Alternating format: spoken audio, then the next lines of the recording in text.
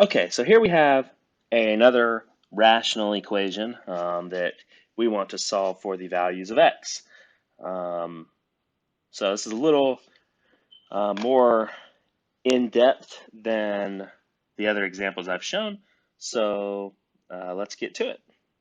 So the the thing about what I said in the last video, I said that you need to multiply by all the denominators, and we could do that here. We could multiply everything by x plus 1, and we could multiply everything by x squared plus x, just to get rid of both of those. But that's going to leave us with um, a polynomial to the third power that's going to be pretty difficult to solve come the end of the problem. So what I want to do, if I can, is I want to kind of factor everything out. So I can factor x squared plus x, and that's what I want to do. So everything else is going to stay the same because there's nothing else I can factor. I can't factor x. I can't factor x plus 1. I cannot factor 5.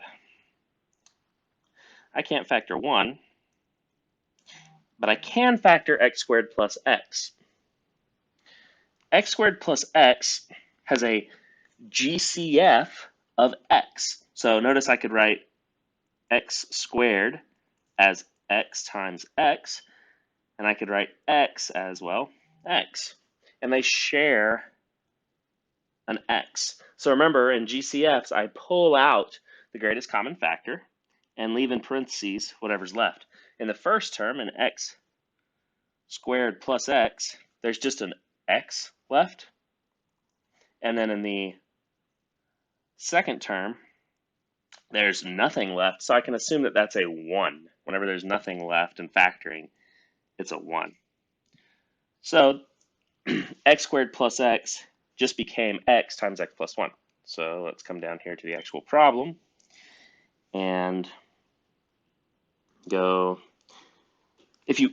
just jumping back just a second. If you wanted to imagine here that x is equal to x times 1, because it is, 1 times x is x, then that helps you see that that 1 is what's left over. Sorry.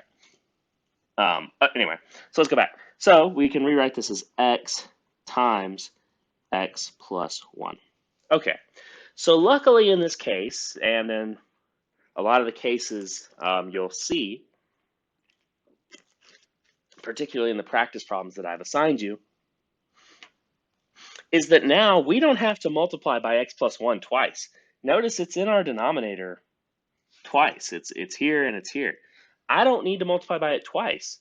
If I do, it's just going to complicate things, because then I'm going to have x plus 1 times x plus 1, and only one of them is going to cancel out in a couple of cases, and it's just going to be really not nice, and I don't need to. As long as I just multiply it by it once, I will get rid of all the denominators. Remember, the goal is to get rid of the denominators.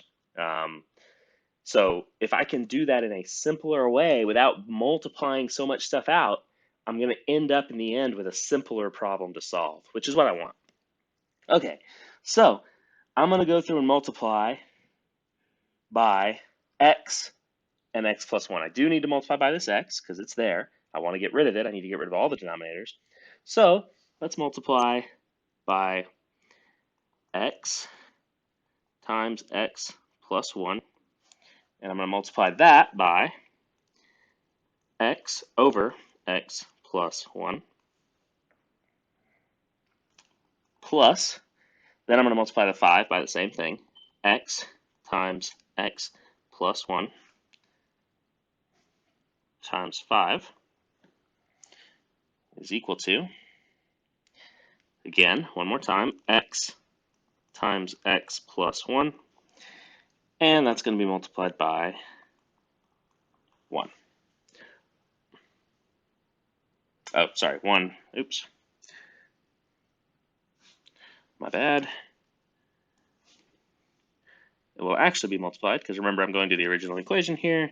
It'll be 1 over x times x plus 1. And I can leave it as the factored form. I actually want to. Okay. So, notice I did the green is what I'm multiplying by. That's the extra stuff that I'm adding in. And it looks like I took the equation and just made it way more complicated than it was before. But actually, once we start simplifying stuff, it will not be, more complicated. It'll get easier. Okay.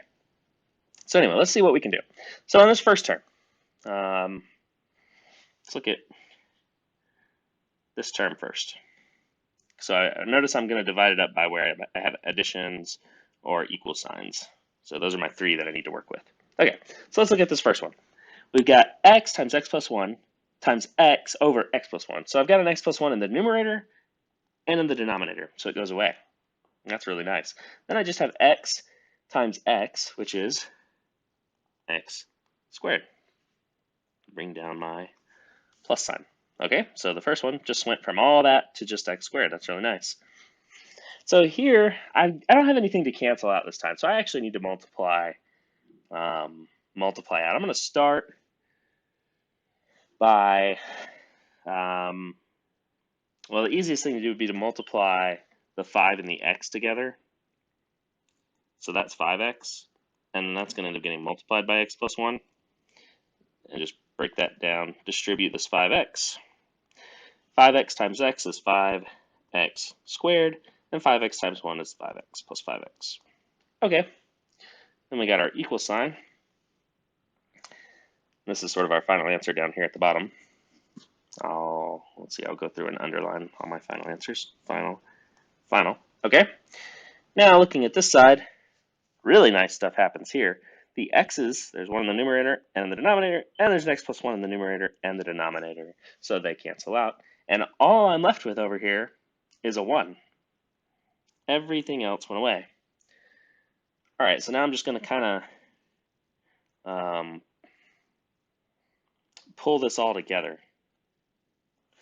I've got x squared plus 5x squared plus 5x equals 1.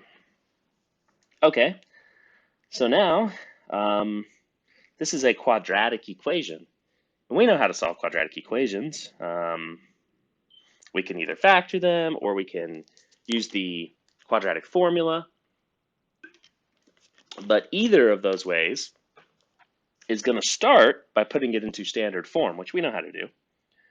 So first I can combine like terms. Got two like terms here. X squared plus 5x squared is 6x squared. That 5x is just going to kind of be left alone right now. And I can also subtract this 1 from both sides, because remember, standard form means setting it equal to 0. So the 1's cancel over here. And on this side, pen color is not one to change. On this side, I'm left with minus 1 equals 0. Okay, so now I've got this. I'm going to scroll down a little bit. So now I've got this equation that I can solve using the quadratic formula. I'm going to use the quadratic formula because we still haven't learned to factor by grouping. So quadratic formula is fine when I'm trying to solve. And here it's probably the easiest way. So remember, our quadratic formula is negative b plus or minus the square root of b squared minus 4ac all over 2a. So I'm going to start plugging stuff in. My a, that's messy. Let's erase that, make that a little nicer. My a is equal to 6, my b is equal to 5, and my c is equal to negative 1. And I just plug those in into the equation. So I've got negative 6 plus or minus the square root of 6 squared minus 4 times 6 times negative 1, all divided by 2 times 6. Oh, I'm sorry. Oops. You probably wondered what the heck I was doing, because I put 6 in when 6 is a, not b. So it should be negative 5 plus or minus the square root of 5 squared minus 4 times 6 times negative 1. There we go. So a is 6, b is 5. So sorry about that. That could have confused you. But it is correct now. All right, so now I just need to kind of start simplifying. So remember, when we simplify, we start by simplifying what's under the radical first. So we want to start um, right here. So we're going to leave the radical for now, and we're just going to kind of simplify what's under there. So I'll do that in green. So this -5 plus or minus is going to stay for now. The square root's also going to stay for now. Okay, so I've got 5 squared is 25. 4 times 6 is 6, 12, 18, 24 times -1. So that's going to be plus 24, right? Negative times negative, 4 times 6 is 24. Yes. Okay, and I can simplify the bottom two. 2 times 6 is 12. All right, moving on. I can still simplify further. Oops, sorry. I can still well, I don't know what I'm doing. I can simplify further underneath the radical, so this -5 can just kind of stay right now, plus or minus the square root of 25 plus 24. So that's 1 less than 50, so 49. I did that because 25 plus 25 would be 50, and then just subtract 1 because one of them's a 24. If you're struggling to do just simple addition in your head, that's fine. Use a calculator or actually do the math out. Either way is fine. Over 12. All right. And now I can take the square root of 49 pretty easily. 7, -5 plus, it's actually positive or -7, which is why we have this plus or minus 7 over 12. All right, and now I can go first and do the -5 plus 7 over 12. And I'll also need to do the -5 minus 7 over 12. And simplify. -5 plus 7 is 2. 2 over 12. And that simplifies to 1 over 6. -5 minus 7 is -12 over 12, which is -1. So those are my final answers, 1/6 and -1. If you were, I'm going to zoom out just a little bit, kind of give you the full picture of the problem, right before I mess stuff up. Put that back.